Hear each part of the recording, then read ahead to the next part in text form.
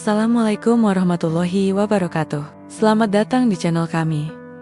Tempat di mana setiap kata punya rasa dan setiap cerita punya jiwa.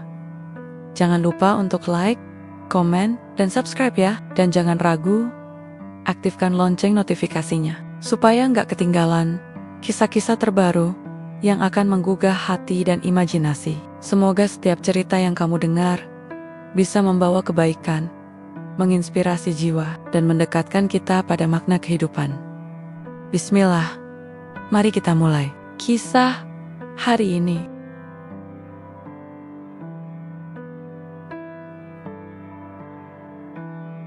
Ia hanya gembel jalanan, tidur di kolong jembatan tanpa arah. Tapi sebuah kecelakaan kecil membawanya bertemu janda kaya yang mengubah segalanya. Saat cinta mulai tumbuh di antara luka dan perbedaan dunia, mampukah masa lalu yang kelam memberi mereka akhir yang bahagia? Hari itu langit menggantungkan mendungnya di atas kota. Seperti perasaan yang enggan aku beri nama. Udara panas, tapi hatiku dingin. Mobilku melaju pelan di tengah kemacetan. Di radio, suara penyiar menyebutkan tanggal dan cuaca, tapi kupingku hanya menangkap bisikan kenangan yang sulit kuusir. Satu lagi hari tanpa tujuan, pikirku. Satu lagi pagi yang kulewati hanya dengan mengatur pekerjaan restoran dan berpura-pura bahagia. Sejak kepergian Dimas suamiku, hidupku seperti jalan panjang tanpa rambu. Aku punya segalanya. Rumah luas, rekening bank yang tak pernah kosong, bisnis restoran yang ramai setiap hari. Tapi tetap saja, semuanya terasa kosong, hampa. Seperti menyantap makanan lezat, tapi kehilangan indera pengecap. Ketika mobilku berhenti di lampu merah dekat terminal tua, mataku menangkap sesuatu yang membuat jantungku memaku. Seorang pria berpakaian kompeng camping sedang berdiri di tengah jalan, tepat di depan sebuah bus yang melaju kencang. Tapi dia bukan berdiri untuk dirinya sendiri. Dia sedang menarik tangan seorang anak kecil, anak jalanan yang tanpa sadar berlari ke arah kendaraan besar itu. Ya Tuhan, aku refleks membuka pintu mobil, berlari tanpa tahu arah. Suara klakson bus menjerit, orang-orang berteriak, aku seperti melayang, dan sebelum aku sampai ke tempat kejadian, tubuh lelaki itu sudah terpental beberapa meter, berguling keras di aspal yang basah oleh gerimis semalam. Darah, banyak darah. Aku tak bisa bergerak. Dunia seperti beku. Anak kecil itu menangis, tapi selamat. Sementara lelaki itu si gembel terbaring tak bergerak, wajahnya berlumur luka. Orang-orang hanya berdiri, beberapa merekam, tak ada yang mendekat. Tanpa pikir panjang, aku menerobos kerumunan dan jongkok di samping tubuhnya. Tanganku gemetar, tapi kuraih lehernya. Masih ada denyut, masih ada napas. Panggil ambulans, teriakku. Tak ada yang bergerak. Mereka hanya menatap, mungkin karena aku bersetelan jas, berdandan rapi, dan kini tanganku memegang kepala seorang gembel dengan darah mengalir dari pelipisnya.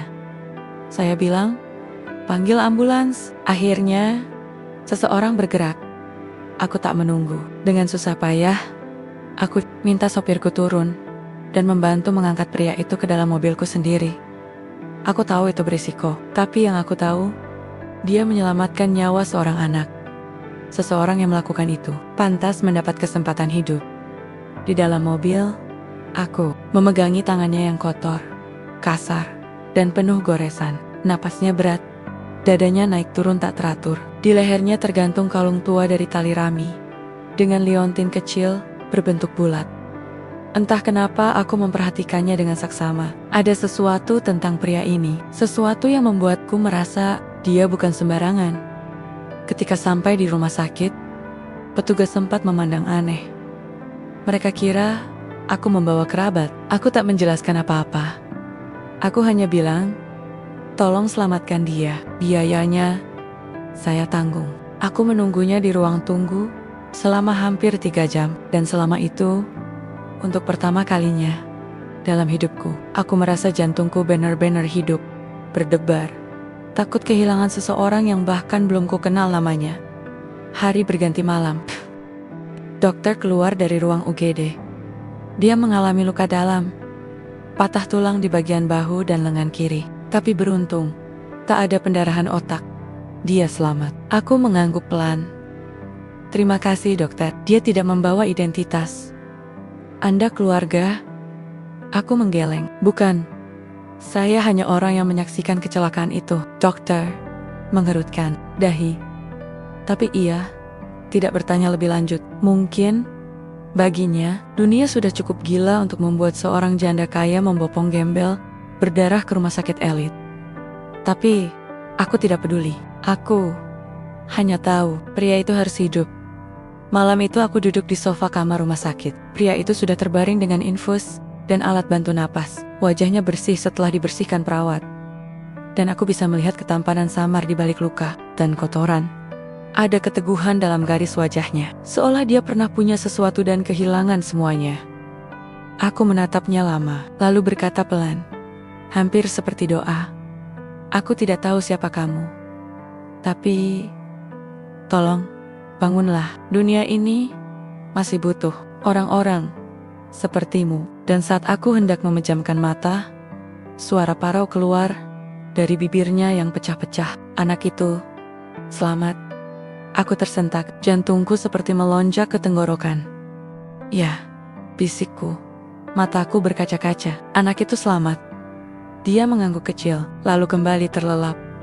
Malam itu aku menangis. Tapi, entah kenapa, tangisanku bukan karena sedih. Rasanya seperti langit di hatiku sedang membuka sedikit cahaya. Setelah lama terkubur mendung, dan semuanya baru saja dimulai. Aku tak pernah menyangka tubuh kurus dan dekil itu akan mengubah hariku. Hari-hariku, bahkan hidupku. Sudah 3 hari Rustam dirawat di rumah sakit. Ya, perawat menyebut namanya Rustam, hanya itu yang berhasil mereka gali darinya saat ia sempat sadar beberapa menit. Tak ada KTP. Tak ada keluarga yang datang menjenguk. Tak ada teman yang mencarinya. Ia benar-benar sendiri. Dan selama 3 hari itu pula, aku datang setiap pagi. Duduk di kursi dekat tempat tidurnya, memandang wajahnya yang masih pucat. Menunggu suara serak itu muncul lagi. Seolah aku punya tanggung jawab. Atau mungkin aku merasa aku ingin bertanggung jawab. Apa ibu mengenalnya sebelumnya? Tanya suster waktu aku menyodorkan buah segar untuk ditaruh di meja samping ranjangnya. Aku tersenyum kecil. Tidak. Itu mengangguk.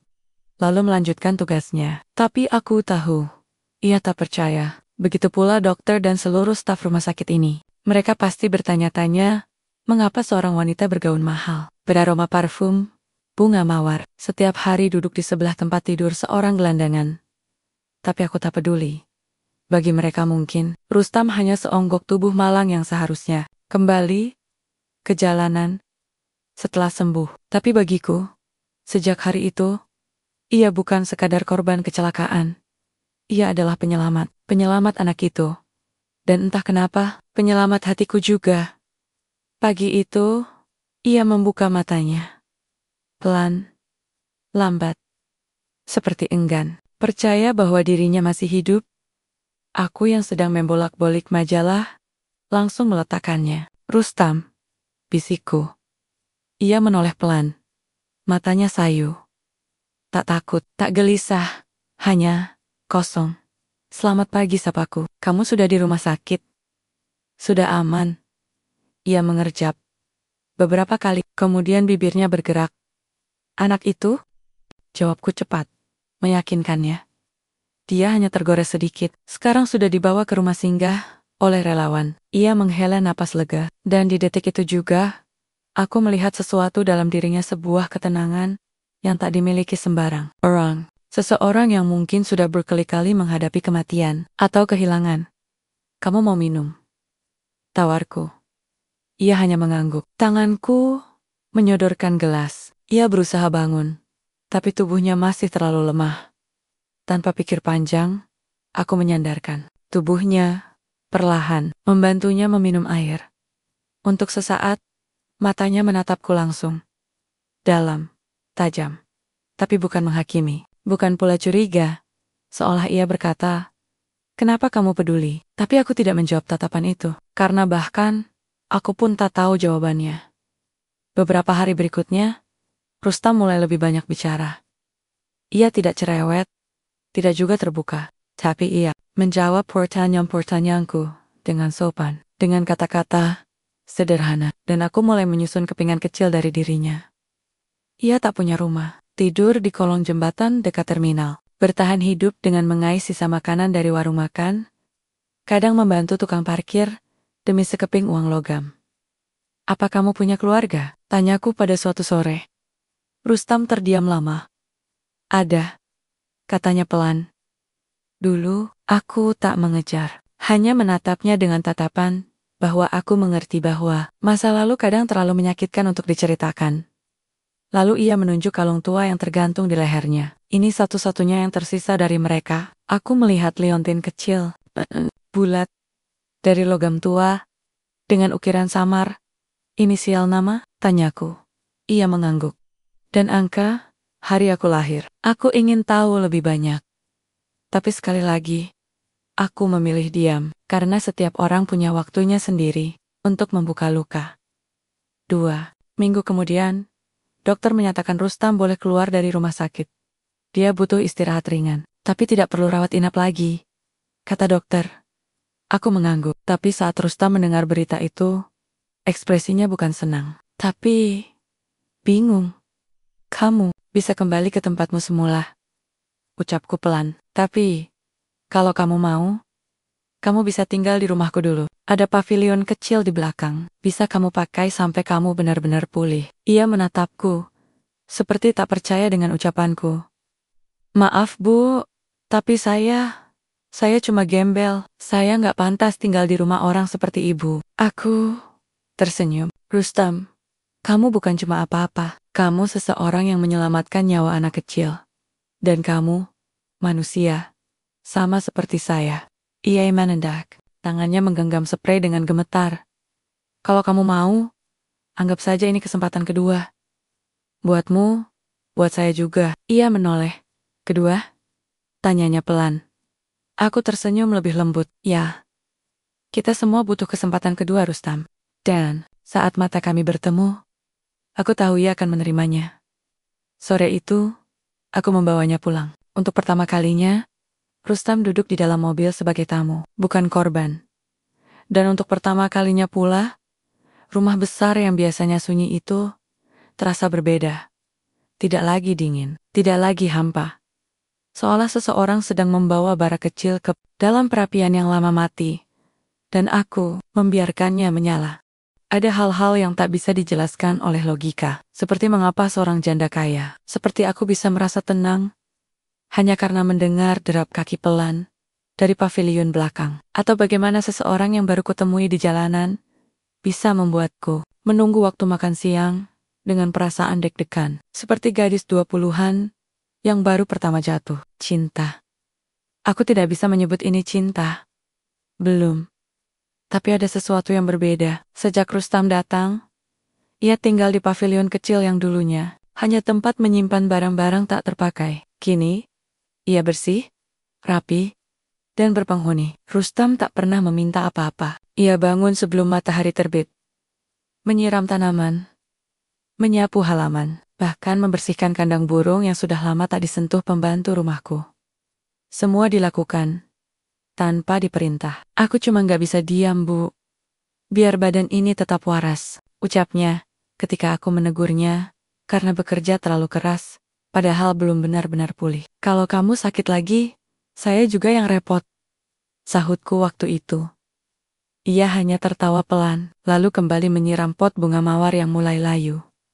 Hari ini, aku menyiapkan sesuatu yang berbeda. Sudah lama aku tidak makan siang di taman. Biasanya aku sibuk di restoran. Atau hanya makan seadanya di dapur. Tapi hari ini, entah kenapa, aku ingin duduk di bangku rotan, bawah pohon mangga, dengan meja kecil di depannya, dan 2 piring nasi, hangat, serta lauk sederhana ayam bakar dan sayur asem. Menu yang kusebut rasa rumah. Dan aku mengundang Rustam. Awalnya ia menolak. Malu, katanya. Tak pantas, katanya. Tapi akhirnya ia duduk juga, canggung, dengan tangan bergetar ketika menyentuh sendok. Aku mencoba mencairkan suasana. Pakai saja tanganmu kalau lebih nyaman, kataku sambil tersenyum. Di rumah ini tidak ada aturan makan dengan peralatan. perak. Ia tertawa kecil. Saya cuma nggak biasa. Kamu pernah makan bersama orang? Tanyaku. Ia terdiam sebentar. Sudah lama? Enggak, aku ingin bertanya kenapa.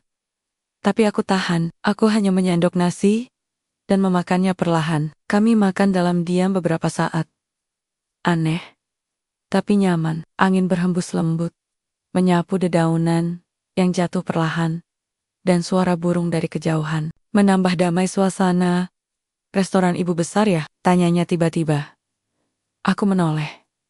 Kamu tahu dari mana? Saya lihat di koran lama waktu kerja bantu bersihin warung. Restoran Meisha. Fotomu ada di sana. Aku langsung tahu. Itu kamu. Aku tertawa pelan. Jadi kamu sudah tahu siapa aku sejak di rumah sakit? Sudah. Jawabnya jujur. Tapi saya nggak tahu harus bilang apa. Lalu kenapa tetap mau tinggal di sini? Ia menunduk. Karena kamu nggak memperlakukan aku seperti gelandangan. Aku terdiam. Kalimat itu menusuk ke dalam dadaku. Seperti menguak luka lama yang pernah kupendam. Dulu, sebelum Dimas meninggal, aku sering merasa seperti bayangan dalam rumah sendiri. Aku punya segalanya, uang, jabatan, nama, tapi tetap saja merasa tak terlihat. Dan Rustam membuatku merasa sebaliknya. Dilihat, dipahami. Kamu bukan gelandangan, Rustam, kataku perlahan. Kamu manusia, dan kamu menyelamatkan nyawa anak kecil. Itu tidak bisa dilakukan sembarang orang. Ia menatapku. Lama. Mata itu mata yang sebelumnya seperti milik orang yang kehilangan harapan, kini mulai menghangat. Ada kilau yang sulit dijelaskan, seperti sejumput cahaya di antara abu-abu luka. Kamu tahu, aku belum pernah masak lagi sejak suamiku meninggal. Ucapku pelan, sambil menyendok sayur. Rustam menatapku. Ini kamu yang masak? Aku mengangguk. Cuma hari ini, ia satu sendok penuh, lalu mengangguk pelan. Rasanya kayak pulang. Aku tersenyum kecil, perasaan di dadaku bergetar. Pulang kemana? Tanyaku. Ia menghela napas. Entahlah, aku nggak tahu rumahku di mana sekarang. Setelah makan siang, itu, Rustam tak banyak bicara lagi, tapi ada sesuatu yang berubah. Ia jadi lebih ringan saat bekerja, tak lagi menjaga jarak. Kadang aku menangkapnya memandangi kolam ikan dengan ekspresi tenang, seperti seseorang yang sedang berdamai dengan dunia. Dan aku mulai menantikan kehadirannya di halaman. Menantikan suara ember diseret ke pojok taman, menantikan ketukan pelan di pintu belakang. Jika ia ingin mengembalikan cangkul atau meminjam sapu, malam harinya, aku duduk di ruang tamu, memandangi lengget-lengget, sambil memutar lagu lama yang biasa diputar Dimas. Lagu itu biasanya membuatku menangis, tapi malam ini, aku hanya tersenyum. Entah kenapa, aku merasa sesuatu yang baru sedang tumbuh di rumah ini. Bukan bunga, bukan daun, tapi harapan. Malam itu hujan turun dengan pelan, seperti rintik-rintik kecil yang tak ingin menyakiti bumi. Petir sesekali menyambar jauh di langit, dan angin menggerakkan tirai jendela rumahku dengan lembut, seperti tangan halus kenangan yang mengetuk tanpa izin. Aku duduk sendirian di ruang tamu, mencoba membaca novel yang sudah berbulan-bulan tak kusentuh. Tapi halaman-halamannya terasa hambar, kata-katanya seperti bayangan yang lewat begitu saja. Pikiranku entah kemana. Hati ini, seperti mencari sesuatu yang tak bisa kugambarkan sampai listrik padam. Gelap. Senyap. Hanya suara hujan yang menjadi nyanyian malam. Aku berdiri, mengambil lilin dari laci lemari, menyalakannya dengan korek yang lama tak kugunakan. Cahaya temaram mengisi ruangan, hangat, tapi kesepian. Suara pelan dari arah dapur membuatku menoleh. Bu Meisha, suara itu. Rustam. Aku menoleh. Di ambang pintu dapur, ia berdiri dengan senter kecil di tangannya. Listriknya mati ya? Tanyanya. Aku mengangguk. Hujan dan angin besar. Mungkin ada kabel yang putus. Rustam masuk pelan, lalu meletakkan senter di atas meja. Cahaya dari senter dan lilin berbaur, menciptakan bayangan lembut di wajahnya. Kamu belum tidur? Tanyaku. Ia duduk di kursi seberangku. Belum bisa. Kalau hujan begini, aku jadi ingat sesuatu. Aku menatapnya. Apa? Waktu Kecil, aku sering ngumpet di bawah meja makan kalau ada petir. Ibuku selalu bilang, Rustam, petir itu cuma suara langit. Jangan takut. Kalau kamu berani, kamu bisa ajak petir berteman. Aku tersenyum kecil. Ibunya bijak sekali. Rustam tertawa, pelan. Mungkin cuma cara agar anak kecil berhenti nangis. Aku terdiam. Dalam diam itu, aku merasa jarak di antara kami semakin mengecil. Bukan jarak fisik, tapi jarak batin. Rustam tak lagi terlihat seperti seseorang yang jauh dari hidupku. Ia perlahan menjadi bagian dari ruang-ruang sepi yang selama ini hanya diisi. Gema langkahku sendiri. Kamu pasti kangen ibumu, kataku pelan. Ia mengangguk. Setiap hari, bahkan sampai sekarang, aku masih bisa ingat bau bajunya, suaranya. Tapi yang paling aku ingat, tangannya. Tangan yang selalu memelukku tiap malam. Aku menelan ludah. Suara Rustam serak. Matanya menatap cahaya lilin yang bergoyang. Pelan. Wajahnya seperti menyimpan lautan yang tak pernah benar-benar surut. Kalau aku ragu sejenak, lalu melanjutkan. Aku juga sering kangen Dimas. Rustam menoleh. Suami ibu, aku mengangguk. Dia meninggal 3 tahun lalu. Kanker pankreas, kami tahu sudah terlambat waktu pertama kali diperiksa. Dalam 6 bulan, semuanya selesai. Rustam menunduk. Maaf. Tidak perlu minta maaf. Aku sudah berdamai dengan itu. Aku menarik napas. Tapi tetap saja, sepi itu tidak pernah hilang. Hanya berubah bentuk. Kami kembali diam. Hanya suara hujan yang terdengar dan detak jarum jam tua di dinding. Aku merasa malam itu seperti ruang pengakuan. Tempat di mana dua manusia yang sama-sama terluka duduk berhadapan, saling memperlihatkan bekas lukanya tanpa rasa malu. Rustam. Aku memecah keheningan. Kenapa kamu bisa hidup di jalanan? Ia menarik napas panjang, sangat panjang, seolah mengumpulkan keberanian dari dada yang pernah disesaki kecewa. Karena aku lari. Dari siapa? Dari ayahku. Dari hidupku sendiri. Aku terdiam. Matanya tak menatapku, tapi menembus jendela yang diguyur hujan. Seolah di luar sana, masa lalunya sedang menonton. Waktu aku remaja, ibuku meninggal. Kecelakaan. Ayah yang nyetir. Tapi dia sibuk telepon bisnis waktu itu. Aku di kursi belakang. Lihat semuanya. Ibuku berdarah. Teriak. Mati di tempat. Aku membeku. Tak mampu berkata-kata. Sejak saat itu, aku benci ayahku. Dia cuma bilang, maaf Rustam. Ini takdir. Tapi di mataku, itu bukan takdir. Itu kelalaian. Dan aku gak bisa terima itu. Jadi aku pergi. Kabur dari rumah. Bawa baju seadanya. Jalan kaki keluar kota.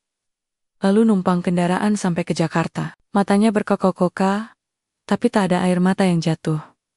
Aku tidur di stasiun. Di kolong jembatan. Aku jadi orang yang gak pernah diingat siapapun. Tapi entah kenapa, aku malah merasa hidup. Aku menggigit bibir. Aku ingin memeluknya. Tapi aku tahu. Luka seperti itu tidak bisa disembuhkan dengan pelukan. Hanya bisa diobati dengan penerimaan. Aku tidak tahu harus bilang apa, bisikku. Cukup dengar saja, Bu. Itu sudah cukup. Kami kembali diam. Tapi malam itu, keheningan tidak lagi menakutkan. Ia menjadi selimut yang melindungi kami dari dunia. Dunia yang keras. Dunia yang sering tidak adil. Ketika listrik kembali menyala, Rustam berdiri. Maaf kalau saya membuat malam ibu jadi berat, katanya. Aku menggeleng. Justru malam ini terasa paling ringan. Terima kasih sudah berbagi. Ia tersenyum. Senyum kecil yang mengandung luka dan keberanian. Selamat malam, Bu. Selamat malam, Rustam. Ia berjalan kembali ke pavilionnya. Sementara, aku duduk di kursi yang mulai dingin, menatap cahaya lampu yang kini menyala. Tapi terasa kalah terang dibanding cahaya dari cerita Rustam malam ini. Dan di dalam hati, aku tahu, aku mulai mencintainya. Tapi apakah aku berhak? Pagi itu aku sedang menyusun laporan keuangan restoran saat ponselku berdering. Nama Ratih, salah satu teman arisan dan juga mitra bisnis, muncul di layar. Aku menghela napas sebentar, lalu menjawab. Halo, Ratih? Sis, Kamu lagi di rumah? Lagi di kantor restoran? Kenapa? Aku cuma mau tanya aja sih. Itu bener nggak kabar yang lagi ramai dibicarakan? Keningku mengernyit. Kabar apa ya itu? Katanya kamu pelihara cowok di rumah. Yang katanya dulunya gembel. Katanya juga udah kamu beliin tempat tinggal di belakang rumah. Wah, hebat juga ya kamu sekarang. Nada suara Ratih terdengar seperti tawa kecil yang dibungkus dengan racun. Dadaku sesak. Aku tidak menjawab, hanya mematikan panggilan tanpa memberi penjelasan. Hari itu aku merasa langkahku berat. Bahkan udara di ruang kantor terasa pengap. Meski pendingin udara menyala sejak pagi, bisikan itu ternyata bukan hanya dari Ratih. Beberapa staf restoran mulai bertingkah aneh. Beberapa menunduk jika berpapasan denganku. Beberapa lain pura-pura sibuk, hingga salah satu manajer keuangan, Windy, datang dengan raut wajah khawatir. Bu Meisha, mohon maaf saya lancang, tapi saya pikir ibu perlu tahu. Ada yang beredar di grup internal foto ibu, lagi duduk makan siang dengan Rustam di taman belakang. Darahku mengalir dingin. Siapa yang ambil? Kami belum tahu, tapi sudah tersebar. Dan komentar-komentarnya agak kejam, Bu. Aku mengangguk, menahan perasaan yang mendidih di dada. Malamnya, saat Rustam menyapu halaman seperti biasa, aku memanggilnya pelan. Rustam, kamu punya waktu sebentar? Ia menoleh, menurunkan sapu dan berjalan mendekat. Ada apa, Bu? Aku menatapnya dalam cahaya lampu taman. Wajahnya tenang, seperti tak tahu badai sedang menerpa dari segala penjuru. Aku cuma ingin tanya, kamu masih betah tinggal di sini? Iya, tersenyum, kecil. Kalau saya nggak betah, saya pasti sudah pergi. Aku tersenyum getir. Kalau aku bilang, orang-orang mulai berbicara buruk tentang kamu, tentang kita, apa kamu tetap akan tinggal? Ia terdiam sejenak, matanya menatap ke tanah, lalu kembali menatapku. Saya bukan siapa-siapa, Bu. Nama saya nggak ada artinya buat mereka. Tapi kalau saya pergi karena takut sama omongan orang, berarti saya memang seburuk yang mereka pikirkan. Jawaban itu membuat dadaku bergetar, tapi sekaligus membuatku takut. Rustam, dunia ini kejam. Mereka bisa menghancurkan karakter seseorang hanya karena miskin atau karena pernah tidur di pinggir jalan. Aku cuma nggak ingin kamu jadi korban selanjutnya. Rustam tertawa pelan. Saya sudah jadi korban sejak lama, Bu. Dunia udah sering tonjok saya, tapi saya masih hidup, masih berdiri, masih bisa sapu halaman, masih bisa ngobrol sama ibu. Aku menunduk, ingin menangis. Beberapa hari berikutnya, tekanan semakin besar. Investor restoran mulai bertanya secara halus soal isu pribadi yang bisa mencoreng citra bisnis. Bahkan satu pemegang saham minor memutuskan menarik modalnya dengan alasan ingin menjaga nilai perusahaan. Aku duduk di ruang rapat restoran, mendengarkan semua alasan yang mereka bungkus dengan logika, tapi terasa seperti tikaman di dada. Setelah rapat selesai, aku masuk ke mobil, tapi tidak pulang. Aku hanya duduk di parkiran bawah tanah selama lebih dari 1 jam, menatap setir, mencoba menenangkan diri, dan malam itu, untuk pertama kalinya, aku menangis. Bukan karena hinaan, bukan karena kehilangan investor, tapi karena aku harus memilih antara dia dan dunia. Keesokan harinya, aku meminta Rustam duduk bersamaku di ruang tamu. Rustam, aku ingin bicara serius. Ia duduk dengan tangan di pangkuan, menatapku tanpa gentar. Kamu tahu aku menyayangimu, kan? Ia tak menjawab, tapi matanya bicara lebih banyak dari kata-kata. Tapi aku tak bisa bohong. Semua ini mulai berdampak pada hidupku, bisnisku, nama baik, keluargaku. Rustam masih diam.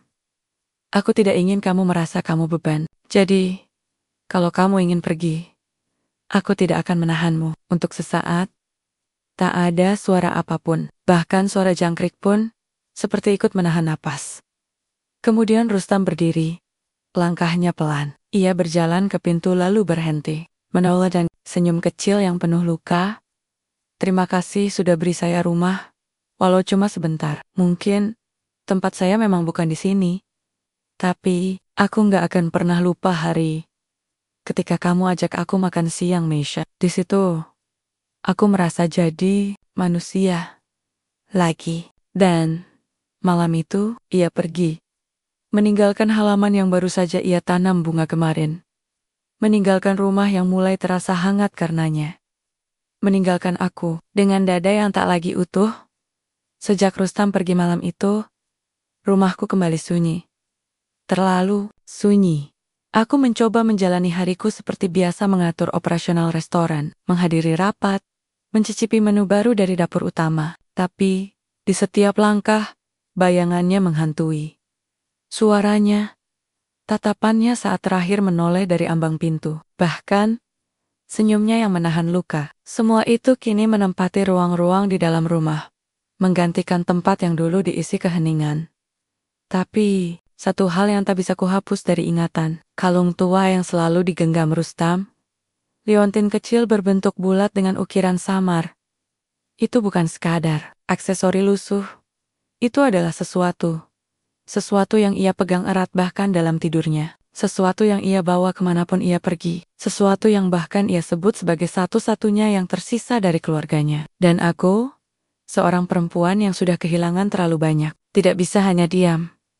Malam itu aku membuka laptopku, membuka tab mesin pencari, dan mengetik dengan hati-hati liontin logam, dengan ukiran huruf R, dan angka 25, hasilnya, tak ada yang spesifik. Aku mencoba mencari gambar liontin vintage. Hasilnya pun mengecewakan, tapi aku tak menyerah. Aku mulai membuka forum-forum barang antik, koleksi keluarga, bahkan arsip berita tua. Aku seperti orang gila, tapi entah mengapa, hati kecilku berkata, kalung itu bukan barang sembarangan. Dan pencarianku membawaku pada satu artikel. Sebuah berita lama, dari lebih dari 12 tahun lalu, dengan tajuk, Putra Direktur Utama PT Nusa Transport hilang setelah istri meninggal tragis. Hatiku berhenti berdetak. Aku membuka artikel itu perlahan. Jari-jariku gemetar. Di sana tertera nama ayahnya, Bagas Dirgantara, CEO perusahaan transportasi terbesar, yang kini sedang terpuruk. Dalam berita itu disebutkan bahwa anak laki-lakinya, Rustam Dirgantara, menghilang secara misterius setelah ibunya meninggal dalam kecelakaan tragis yang melibatkan ayahnya sendiri. Aku membekap mulutku. Rustam, nama yang sama. Dan di foto artikel, itu seorang anak laki-laki berusia belasan tahun dengan senyum kecil dan kalung bulat tergantung di lehernya. Kalung yang sama. Tuhan, aku menghubungi sahabat lamaku, Dina, yang kini bekerja di Dinas Kependudukan. Aku butuh bantu kamu, kataku saat kami bertemu di kafe. Dina mengernyit. Tentang apa? Ada seseorang. Aku curiga dia adalah Rustam Dirgantara, anak dari Bagas Dirgantara. Dina terkejut. Rustam, yang hilang belasan tahun lalu itu? Aku mengangguk. Dia tinggal di rumahku selama beberapa minggu. Dia nggak tahu siapa dirinya sendiri, atau mungkin dia menolak mengakuinya. Dengan bantuan Dina, kami membuka dokumen lama, akta kelahiran, foto masa kecil, kartu keluarga. Semuanya menunjuk pada satu hal. Rustam si gembel itu adalah anak orang kaya yang hilang. Kepalaku pusing. Dunia seperti berputar. Jadi, selama ini Rustam bukan sekadar pria jalanan yang tanpa arah. Dia adalah pewaris perusahaan besar. Dan ironisnya perusahaan itu milik bos yang nyaris merenggut nyawanya. Takdir bermain terlalu rumit, terlalu kelam, tapi juga terlalu sempurna untuk diabaikan. Malamnya, aku duduk di kamar, sambil memandangi foto artikel itu. Aku memandangi wajah Rustam muda, dengan mata tajam, yang penuh luka. Kenapa kamu tak pernah bilang siapa kamu sebenarnya? Gumamku. Mungkin karena baginya, masa lalu bukan sesuatu yang ingin ia miliki. Mungkin ia lebih suka menjadi bukan siapa-siapa, daripada hidup dengan nama yang membuatnya menderita. Tapi apa itu adil? Untuknya? Untuk hatinya? Tidak. Aku membuat keputusan besar. Aku akan mencarinya. Bukan sebagai janda kaya yang menolongnya, tapi sebagai seorang wanita yang mencintainya. Aku meminta Dina melacak keberadaan terakhir Rustam dari catatan rumah singgah dan warung tempat ia Dulu, biasa membantu. Ternyata, ia sempat kembali ke terminal lama, tempat pertama aku melihatnya. Dan di sanalah aku menemukannya. Duduk bersandar di tiang jembatan. Menatap langit. Rustam, suaraku gemetar. Ia menoleh. Matanya mengecil. "Bu, Meisha?" Aku mendekat. Ia langsung berdiri. Canggung. Ragu. Seperti ingin kabur. Tapi juga ingin tetap di situ. "Aku tahu siapa kamu," kataku tanpa basa-basi. Matanya membelalak. Tapi ia tak menjawab. "Kamu Rustam Dirgantara. Anak dari Bagas Dirgantara. Pewaris PT Nusa Transport." Ia menutup mata. Mencengkeram tiang jembatan. Napasnya putus-putus. "Kenapa kamu cari aku?" Tanyanya lirih. "Karena kamu pantas tahu siapa dirimu. Dan karena aku mencintaimu." Rustam tertawa pendek. Getir. "Kamu mencintai gelandangan, bukan? Aku mencintai pria yang menyelamatkan anak kecil tanpa pikir panjang. Aku mencintai pria yang tetap tersenyum meski dunia menolaknya. Aku mencintai kamu, bukan karena siapa kamu dulunya, tapi karena siapa kamu hari ini." Air mata menetes dari pelupuk matanya. Ia menatapku dengan wajah yang lama sekali ingin percaya, tapi selalu takut. "Aku tidak layak untukmu, Meisha." Aku memegang tangannya. Kuat. "Kita sama-sama rusak, Rustam, tapi bukan berarti kita tak bisa saling menyembuhkan." Dan di bawah jembatan tua itu, tempat pertama takdir mempertemukan kami, Rustam akhirnya memelukku. Erat. Seperti seseorang yang akhirnya menemukan rumahnya kembali. Pagi itu, langit Jakarta digelayuti awan gelap. Seperti pertanda, setelah bertehan-tehan, perusahaan transportasi terbesar itu tak terdengar gaungnya lagi. Pagi ini semua media membicarakannya. Pewaris Nusa Transport kembali muncul. Judul berita online yang menyebar cepat seperti api menyambar jerami, dan Rustam. Namanya kini menjadi bahan sorotan publik. Tapi yang tak dimuat dalam berita-berita itu adalah kenyataan pahit yang menyambutnya.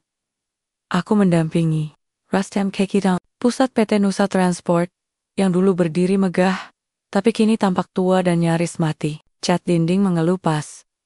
Taman depan dipenuhi rumput liar, dan hanya 2 satpam duduk di pos depan tanpa semangat. Seolah masa depan perusahaan ini sudah dikubur bersama hilangnya Rustam belasan tahun lalu. Kami memasuki lobi yang sepi. Pegawai melirik Rustam. Sebagian hanya diam. Sebagian lain seperti mengenal wajahnya. Mungkin karena wajahnya tak banyak berubah dari foto masa kecil yang dulu terpampang di ruang direktur.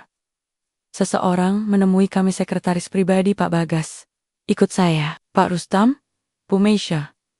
Kami naik ke lantai atas, melewati lorong panjang yang dulu menjadi saksi kejayaan perusahaan itu. Dan di ujung ruangan, duduklah dia, Bagas Dirgantara, ayah Rustam. Wajahnya tua, jauh lebih keriput dari yang terlihat di koran. Matanya redup, tapi tajam. Dan begitu ia menatap Rustam, dunia seperti berhenti berputar. "Rustam," suaranya berat, penuh ragu. "Kau masih hidup." Rustam berdiri tegak, menahan gejolak dalam dadanya. "Saya hidup, tapi bukan karena Bapak." "Jangan mulai dengan kalimat itu," sahut Bagas cepat. "Aku mencari kamu kemana-mana waktu itu. Kamu mencari saya? Atau kamu lari dari rasa bersalah?" Aku menggenggam tangan Rustam diam-diam. Ia bergetar, tapi suaranya tetap tenang.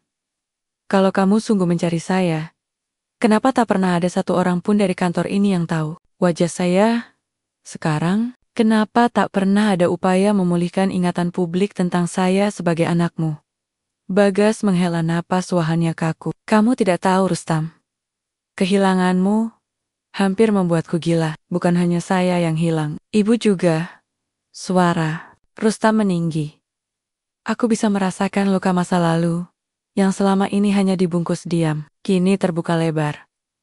Dia meninggal karena kamu sibuk telepon urusan bisnis saat menyetir. Kamu tahu, tapi kamu malah bilang itu takdir. Dan setelah itu, kamu anggap semuanya bisa kembali seperti semula?" "Tidak, Pak. Tidak semudah itu." Bagas bangkit dari kursinya. "Dan kamu sekarang kembali dengan membawa wanita ini," ujarnya, sambil menatapku tajam. Apa maksudmu, Rustam? Kamu pikir aku akan percaya bahwa setelah 12 tahun kamu hilang, kamu tiba-tiba muncul bersama janda kaya yang ingin menyelamatkan perusahaan ini? Jantungku berdegup kencang. Aku tidak terkejut, tapi tetap saja dihina oleh ayah orang yang kucintai. Sakit? Rustam maju satu langkah. Jangan bawa Meisha ke dalam ini. Dia tidak tahu apa-apa. Justru karena dia, aku punya alasan untuk kembali ke dunia yang pernah kubenci. Dia yang membuatku sadar bahwa lari bukan penyembuhan. Bagas Mendenggus, aku tidak butuh ceramah dari anak yang menghilang 12 tahun tanpa kabar. Dan aku tidak akan menyerahkan perusahaan ini ke tanganmu, apalagi kalau kamu terikat dengan wanita seperti dia. Aku melangkah maju. Menatap Pak Bagas, setenang yang ku bisa. Pak Bagas, saya tidak punya urusan dengan perusahaan Anda. Saya hanya membantu Rustam menemukan dirinya kembali. Dan kalau Anda melihat saya hanya sebagai ancaman, maka Anda memang tidak pernah benar-benar kehilangan anak. Anda hanya kehilangan pewaris. Bagas membisu. Matanya menajam, tapi bibirnya terkunci. Rustam menarik napas panjang. Aku datang bukan untuk mengambil tahta. Aku datang untuk menyembuhkan. Tapi kalau Bapak melihatku hanya sebagai pengganggu, aku bisa pergi lagi. Tapi bukan karena takut, melainkan karena aku sudah cukup kuat untuk hidup tanpa pengakuan dari siapapun. Kami keluar dari ruangan itu tanpa salam, tanpa pelukan, tanpa titik temu. Dan saat kami kembali turun ke lobi, Rustam menggenggam tanganku erat. Tangannya berkeringat, tapi langkahnya mantap. Aku baik-baik saja, katanya pelan, tapi aku tahu hatinya baru saja robek kembali. Hari itu aku dan Rustam duduk di taman belakang rumah. Diam, tanpa banyak kata. Meisha, katanya kemudian. Ya, kalau aku pergi lagi, kamu akan mencariku lagi. Aku menoleh, menatapnya lama. Kalau kamu pergi karena dunia menolakmu, aku akan mencari sampai ujung dunia. Tapi kalau kamu pergi karena kamu menyerah, maka aku akan tinggal dan menunggumu kembali dengan alasan baru. Rustam menunduk, dan untuk pertama kalinya, air matanya jatuh. Bukan karena kesedihan, tapi karena akhirnya ada tempat yang mau menunggunya. Bukan karena siapa dia, tapi karena dia adalah dia. Kau tahu rasanya berlari di tengah badai. Saat tubuh sudah lelah, tapi satu-satunya pilihan adalah tetap melangkah atau tumbang. Itulah yang kurasakan di minggu-minggu setelah pertemuan kami dengan Pak Bagas. Rustam kembali diam, tak banyak bicara, tak banyak tanya. Ia seperti kembali menjadi pria yang kutemui di kolong jembatan tempo hari tembok tenang. Tapi sesungguhnya berkecamuk hebat di dalam. Tapi bedanya, kini ia tidak sendiri. Ia punya aku. Namun sayangnya, dunia tidak memberikan waktu untuk bernafas. Hanya beberapa hari setelah pertemuan itu, media mulai menggempur. Berita tentang Rustam, si anak gembel, pewaris perusahaan, tersebar luas. Beberapa stasiun televisi bahkan mengirim wartawan ke restoran kami, mengajukan pertanyaan yang menyakitkan.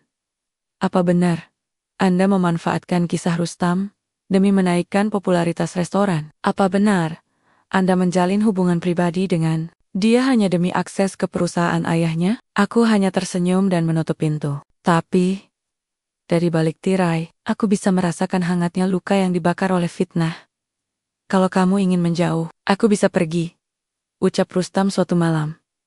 Aku menoleh tajam. Kalau kamu mengulang kata-kata itu lagi, aku sendiri yang akan menarikmu ke tengah keramaian dan bilang ke seluruh dunia, ini pria yang kusayangi, bukan karena hartanya, bukan karena namanya, tapi karena dia pernah kehilangan semuanya dan masih bisa bangkit. Ia tersenyum tipis, tapi tak bisa menyembunyikan kesedihan di matanya. Kamu terlalu baik untuk aku, Meisha, dan kamu terlalu keras pada dirimu sendiri, Rustam. Kami mulai merancang langkah besar, menyelamatkan perusahaan ayahnya, bukan demi warisan atau ambisi, tapi karena kami tahu masih banyak karyawan di dalamnya yang menggantungkan hidup mereka. Dan Rustam merasa bertanggung jawab. Kami mulai dari awal, menyusun ulang laporan keuangan yang tertinggal, menghubungi situs-situs investor lama, menawarkan program restrukturisasi. Satu ide yang muncul dari Rustam, bekerja sama dengan jaringan restoran milikku untuk menyediakan armada antar makanan Sesederhana itu, tapi punya dampak ganda, menghidupkan kembali divisi logistik, dan membuka lapangan kerja. Semua berjalan baik, sampai sebuah surat tiba. Surat dari pengacara ayahnya. Isinya, Rustam dilarang menggunakan nama belakang Dirgantara di dokumen bisnis apapun, dan dilarang memakai fasilitas kantor pusat tanpa izin tertulis dari Pak Bagas. Bahkan dijelaskan pula, jika Rustam memaksa menghidupkan kembali PT Nusa Transport, maka tindakan itu akan dianggap sebagai pencemaran nama baik. Rustam meremas surat itu. Tidak berkata apa-apa tapi, aku tahu, ini bukan lagi sekadar konflik keluarga. Ini perang harga diri. Hari itu, Rustam menghilang. Tak ada di taman, tak ada di pavilion. Ponselnya mati. Aku panik. Aku mencari kemana-mana, menghubungi semua kontaknya. Bahkan Dina pun tidak tahu. Sampai malam menjelang, aku mendengar ketukan di pintu belakang. Pelan, seperti ragu. Saat ku buka, disitulah dia. Berdiri dengan wajah lelah, bajunya basah karena gerimis. Tapi matanya penuh tekad. Aku tadi pergi ke makam ibu, katanya. Aku diam. Aku duduk lama di sana. Aku tanya, Ibu, haruskah aku lawan ayah? Tapi nggak ada suara. Ia tertawa kecil, menahan tangis. Lalu aku lihat bunga di makam sebelah mulai layu. Dan aku ngerti, yang harus aku lawan bukan ayah. Tapi rasa takut yang selama ini aku menarik napas lega, lalu memeluknya. Lama, sangat lama. Esoknya, kami membuat pengumuman.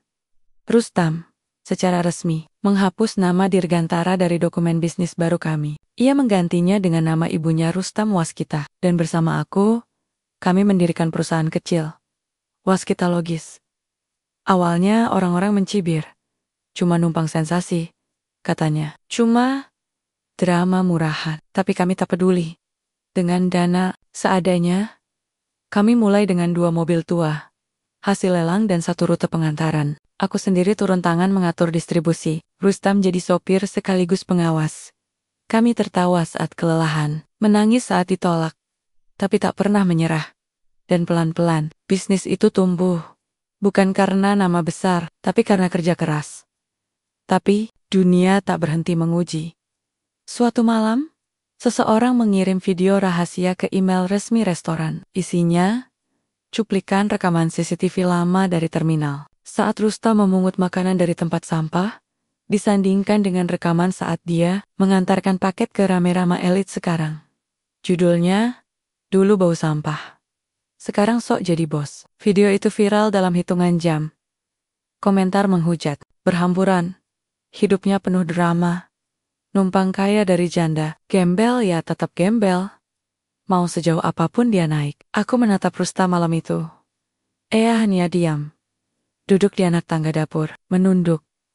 Jadi, aku harus gimana Meisha? Tanyanya pelan. Aku mendekat, berlutut di hadapannya. Lihat mataku. Ia mendongak. Mata kami bertemu. Dulu kamu selamatkan anak kecil di tengah jalan. Waktu kamu bahkan gak punya rumah. Gak punya masa depan. Kamu lakukan itu karena kamu manusia. Bukan karena kamu siapa. Ia meneteskan air mata. Kamu bukan gembel. Kamu pejuang. Dan orang-orang di luar sana, mereka cuma takut melihat seseorang bangkit dari tempat yang mereka kira tak mungkin. Aku menggenggam tangannya. Besok, kita buktikan. Bukan untuk mereka, tapi untuk dirimu sendiri. Karena kamu berhak hidup. Dengan kepala tegak, langit hari itu mendung. Tapi suasana dalam diriku justru cerah. Untuk pertama kalinya, setelah begitu banyak luka dan cobaan, Rustam tersenyum sepanjang pagi. Bukan senyum sopan yang ia pakai di depan orang, tapi senyum yang datang dari hati. Kami diundang dalam forum bisnis tahunan kota acara bergengsi, yang dulu hanya bisa kulihat dari layar ponsel. Tapi kali ini, kami hadir sebagai pelaku, sebagai pemilik Waskita Logis. Sebuah usaha kecil yang tumbuh dari reruntuhan, dari nol, dari tanah paling hina menurut sebagian orang. Aku mengenakan gaun biru muda yang sederhana, sedangkan Rustam memakai setelan hitam yang kebesaran sedikit di bahunya. Tapi tak ada yang bisa menyembunyikan wibawa di wajahnya, kini bukan karena jasnya, Tapi karena dirinya sendiri yang telah berubah, acara itu diadakan di ballroom Hotel Bintang 5, di pusat kota. Lampu gantung kristal berkilauan, suara musik klasik mengalun lembut, dan kursi-kursi empuk tertata rapi seperti pertunjukan besar. Rustam dan aku duduk di deretan tengah. Kami bukan bintang tamu. Kami hanya pengisi panel diskusi bersama pengusaha-pengusaha kecil lainnya. Tapi bagi kami, ini lebih dari cukup. Ini pembuktian. Panel dimulai. Rustam diminta bicara. Ia berdiri, agak gugup, lalu tersenyum. Saya, Rustam, waskita. Mungkin sebagian dari Anda mengenal saya dari video yang beredar, atau dari berita-berita yang hanya mengambil satu sisi cerita. Tapi hari ini, izinkan saya perkenalkan diri dari sisi yang belum pernah Anda dengar. Suasana hening. Semua mata tertuju padanya. Dulu saya hidup di jalanan. Saya tidur di terminal, makan dari sisa orang, dan dianggap tak berguna. Tapi satu hal yang selalu saya bawa adalah kepercayaan bahwa hidup masih layak dijalani selama ada satu orang saja yang percaya pada kita. Ia menoleh padaku. Dan aku hanya bisa menahan air mata. Orang itu berdiri di samping saya hari ini. Beberapa orang tepuk tangan, beberapa terdiam. Tapi suasana ruangan berubah. Dan saat Rustam turun dari panggung, pembawa acara naik kembali dengan senyum kaku. Kita kedatangan satu tamu istimewa yang tadi tidak terdaftar dalam undangan. Tapi kami persilakan naik karena beliau adalah figur penting dunia transportasi Indonesia. Bapak Bagas Dirgantara. Jantungku berhenti berdetak. Rustam membeku. Dan dari pintu samping, lelaki itu berjalan pelan. Pak Bagas, dengan jas abu-abu, wajah keras, dan langkah yang masih menyimpan wibawa. Tapi ada yang berbeda. Tatapannya tidak setajam dulu. Seperti ada beban yang ia bawa dan tak bisa ia lepaskan. Ia berdiri di atas panggung. Diam cukup lama sebelum membuka suara. Saya berdiri di sini, bukan sebagai CEO, bukan sebagai pembicara, bukan juga sebagai orang tua yang sempurna. Saya berdiri di sini sebagai ayah yang kalah. Ruangan terdiam. Belasan tahun lalu, saya kehilangan istri dan anak saya dalam satu waktu. Istri saya meninggal, anak saya menghilang, dan saya, bodohnya, menyalahkan waktu, menyalahkan takdir, menyalahkan segalanya kecuali diri saya sendiri. Ia menunduk, lalu melanjutkan. Hari ini saya melihat anak saya berdiri di panggung, bukan sebagai pewaris perusahaan besar, tapi sebagai lelaki yang membangun usahanya dari bawah dengan peluh, air mata, dan kehormatan. Rustam menatap ke atas, matanya berkaca-kaca. Saya ingin minta maaf di depan semua orang. Karena saya telah gagal. Gagal jadi ayah, gagal jadi manusia. Tapi saya masih ingin memperbaiki. Kalau kamu izinkan, Pak Bagas turun dari panggung. Semua mata mengikuti langkahnya. Ia berjalan ke arah kami. Langkahnya lambat, seperti membawa beban dari tahan-tahan penuh sesal. Ia berdiri tepat di depan Rustam dan berkata pelan, nyaris tak terdengar. Maafkan aku, nak. Tangis Rustam pecah. Ia lalu memeluk ayahnya. Kencang erat. Seolah semua luka masa lalu akhirnya diberi izin untuk sembuh. Dan di ruangan itu, yang penuh pengusaha, pejabat, dan media semua berdiri, memberikan tepuk tangan. Bukan karena presentasi, tapi karena mereka menyaksikan sesuatu yang lebih besar dari bisnis. Pengampunan. Beberapa hari setelah itu, sebuah perubahan besar terjadi. Pak Bagas mengumumkan bahwa ia akan menyerahkan sisa sahamnya kepada Rustam. Tapi Rustam menolak.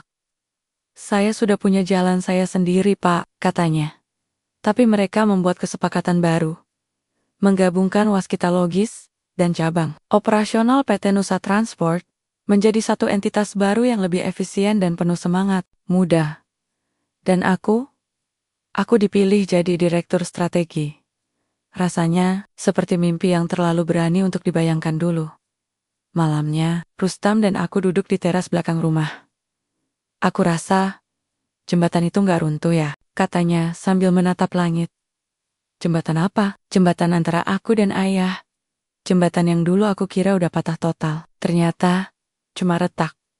Dan kamu bantu aku menyambungnya lagi. Aku tersenyum. Jembatan itu memang nyaris roboh. Tapi kamu cukup berani untuk memperbaikinya. Ia menatapku. Meisha, ya, boleh aku bangun jembatan baru yang menghubungkan aku dan kamu? Aku tertegun. Aku nggak punya cincin mahal. Aku nggak tahu caranya ngelamar orang dengan cara-karan. Tapi, aku tahu. Aku mau menghabiskan hidup dengan kamu. Bukan karena kamu nolong aku. Tapi karena kamu buat aku hidup lagi. Air mataku jatuh. Tapi aku tertawa sambil mengangguk. Ya, Rustam, 1000 kali. Ya, dan malam itu bukan lagi hujan yang turun dari langit. Tapi cahaya dalam bentuk bintang-bintang yang bersinar tenang. Seolah semesta tersenyum. Melihat dua manusia yang bertahan melewati gelap. Dan akhirnya menemukan terang. Bukan hotel mewah. Bukan aula besar dengan lampu, kristal dan para tamu berpakaian serba formal. Bukan deretan mobil mewah di parkiran pernikahan Komi. Rustam dan aku dilangsungkan di halaman belakang rumah kecilku, di bawah pohon mangga tua, dengan kursi-kursi kayu yang dihias bunga dari kebun sendiri, dan tenda putih sederhana yang dibeli dari pasar 2 hari sebelumnya. Tapi hari itu adalah hari paling bahagia dalam hidupku. Para tamu datang satu persatu.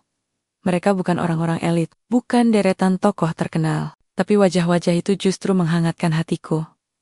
Para pekerja restoran yang dulu ragu padaku, ibu-ibu warung tetangga, beberapa tunawisma yang pernah Rustam bantu di terminal, dan juga anak-anak kecil yang kini sering bermain di taman sosial yang kami bangun bersama. Dina hadir, sahabat setiaku sejak awal. Ia berdiri di sampingku, menggenggam tanganku, sebelum aku berjalan di bawah taburan kelopak bunga. Ini bukan akhir, Mei, katanya berbisik. Ini baru awal yang sebenarnya. Aku hanya tersenyum sambil menahan tangis. Rustam berdiri di ujung altar sederhana, mengenakan kemeja putih dan sarung tenun biru laut. Bukan jas mahal, tapi pria itu tampak seperti segalanya hari ini. Wajahnya bercahaya, matanya bergetar saat melihatku melangkah pelan di antara bangku-bangku tamu. Saat aku tiba di hadapannya, ia berbisik, "Kamu lebih indah dari semua mimpi yang pernah aku bayangkan. Waktu tidur di bawah kolong jembatan dulu." Aku tertawa sambil menahan air mata. "Dan kamu lebih nyata dari segala hal yang dulu hanya bisa kupeluk dalam doa." Akad kami berlangsung khidmat, sederhana. Hanya satu saksi dari keluarga Rustam Pak Bagas yang duduk paling ujung. Tak banyak bicara, tapi air matanya berbicara lebih lantang daripada ucapan selamatnya. Setelah akad, kami saling menyuapi sepotong kecil kue, buatan dapur restoran kami sendiri. Aku menyodorkan sendok kecil ke mulut Rustam, dan ia melakukannya dengan malu-malu. Semua tamu bertepuk tangan, tak ada orkestra, tapi tawa mereka cukup jadi musik pengiring hidup baru kami. Malamnya, kami duduk di teras rumah. Rumah kecil yang kami pilih sendiri. Bukan istana, tapi cukup untuk menampung cinta kami yang besar. Rustam bersandar di bahuku. "Kamu tahu, Meisha, kalau waktu bisa diputar, aku tetap ingin jadi gembel dulu. Tetap ingin ketabrak bus. Tetap ingin tidur di depan restoranmu. Karena tanpa itu semua, aku gak akan pernah ketemu kamu." Aku mencubit pipinya pelan, dan aku akan tetap jadi janda sepi yang keras kepala. Tetap ngebut nyetir sendiri, tetap duduk di bangku taman sendirian, supaya bisa lihat kamu lewat, dengan wajah kusut, tapi mata yang bersinar. Kami tertawa bersama. Tertawa setelah perjalanan panjang penuh luka, penuh rintangan, penuh keraguan. Beberapa bulan kemudian, Rustam dan aku mendirikan yayasan bernama Rumah Waskita, yang menyediakan tempat tinggal sementara, pelatihan kerja, dan konseling bagi para tunawisma dan anak jalanan. Kami tahu, tak semua orang beruntung seperti Rustam. Tapi jika kami bisa jadi jembatan untuk satu saja orang bangkit, itu sudah lebih dari cukup. Kami juga membuka cabang baru, restoran di dekat terminal tempat pertemuan pertama kami. Di sana, setiap minggu, kami menyediakan makanan gratis untuk orang-orang jalanan. Rustam sendiri sering turun ke dapur, memakai celemek dan mengaduk kuah sup sambil tersenyum pada mereka yang dulu pernah satu dunia dengannya. Gue dulu juga makan dari tempat sampah, Bang. Sekarang, Giliran gue yang masak buat lo, katanya. Pada salah satu pria tua tunawisma. Mereka tertawa bersama, tanpa gengsi. Karena Rustam tak pernah lupa dari mana ia berasal. Dan itulah yang membuatnya lebih berharga dari semua warisan yang pernah ditawarkan padanya. Suatu malam, aku terbangun karena suara kecil dari halaman belakang. Aku keluar dan melihat Rustam duduk di bawah pohon mangga. Tangannya menggenggam kalung tua itu lagi. Aku masih suka rindu ibu, katanya lirih. Aku duduk di sampingnya, menyandarkan kepala di bahunya. Ibu pasti bangga, bisikku. Rustam menoleh. Aku nggak tahu, apakah aku pantas dapat semua ini. Aku menatap matanya. Bukan soal pantas atau tidak, Tam. Tapi kamu berani. Dan itu cukup. Ia mengangguk pelan, lalu menggenggam tanganku. Dan malam itu, di bawah langit yang tenang, dalam rumah kecil yang dibangun dari cinta dan perjuangan, kami tahu, hidup tak harus dimulai dari tempat yang tinggi untuk berakhir dengan bahagia. Kadang, dari bawah jembatan, Tuhan menjemput hati yang tulus untuk naik ke pelaminan.